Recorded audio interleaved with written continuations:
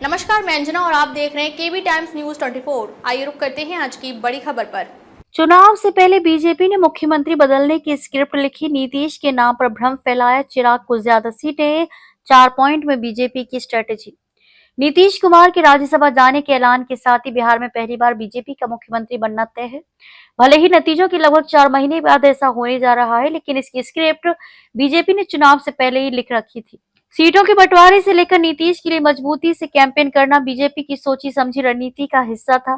2020 बिहार चुनाव में मुकाबला दो बड़े गठबंधनों के बीच था। एक तरफ बीजेपी जेडीयू मांझी की हम और साहनी की वीआईपी पार्टी वाला एनडीए और दूसरी तरफ आरजेडी कांग्रेस और लेफ्ट का महागठबंधन।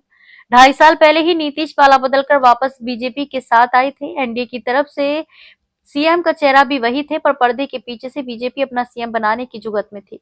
उसने जदयू के बराबर सीटों पर चुनाव लड़ने की मांग की, लेकिन नीतीश इसके लिए तैयार नहीं हुए। नीतीश को पता था कि बीजेपी ज्यादा सीटें जीत गई तो सीएम की कुर्सी पर दावा ठोक देगी, इसलिए वे खुद बड़े भाई की भूमिका में रहना चाहते थे। चिराग की पार्टी एलजेपी तब एनडीए में शामिल होना चाहती थी। खुद को मोदी का हनुमान कहने वाले चिराग ने एलजेपी के लिए 40 सीटों की मांग कर दी। नीतीश इसके लिए भी तैयार नहीं हुए। उन्होंने साफ कह दिया कि बीजेपी एलजेपी को गठबंधन में शामिल करना चाहती है तो अपने कोटे से सीटें दे दे। बीजेपी ने इनकार कर दिया। ऐसे में एलजेपी अकेले मैदान में उतरी और सोची समझी रणनीति के तहत नीतीश की सभी सीटों पर अपने उम्मीदवार उतार दिए। इनमें से ज्यादातर उम्मीदवार बीजेपी छोड़कर आए थे, कई तो सीधे तौर पर संघ से ताल्लुक रखने वाले थे। तब सियासी गलियारों में चर्चा छिड़ी कि नीतीश को कमजोर करने के लिए एलजेपी बीजेपी की बी टीम बनकर चुनाव लड़ रही है। चिराग ने भी कुछ ऐसा ही कैंपेन किया। जब नतीजा आया तो 115 सीटों पर लड़ने वाली जदयू 43 सीटों पर सिमट गई।